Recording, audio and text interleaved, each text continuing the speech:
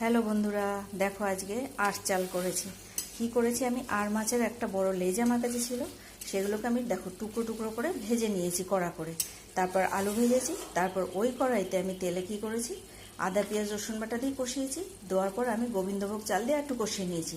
তারপর গুঁড়ো মশলা গরম জলে ভিজিয়ে নিয়েছিলাম, নিয়ে সেটা দিয়ে কষিয়েছি। একটু টমেটো সস দিয়েছি, আর নুন মিষ্টি তো অবশ্যই দেবো। দিয়ে সবগুলোকে আবার ভালো করে কষিয়েছি। গা থেকে যখন তেল ছেড়ে গেছে তখন আমি কি করেছি, এর মধ্যে একটু জল দিয়ে একদম কম আঁচে এটাকে রান্না করেছি। এখানে কিন্তু দেখো আমার চাল আলু সব কিন্তু সিদ্ধ হয়ে গেছে। এরপর আমি কি করব, জাস্ট এর মধ্যে একটুখানি ঘি দেবো। আর গোটা গরম মশলা আমি কি করেছি, সবসময় ড্রাই রোস্ট করে নিয়ে সেটাকে আমি দেবো। এটার অথেন্টিক একটা ফ্লেভার আসে।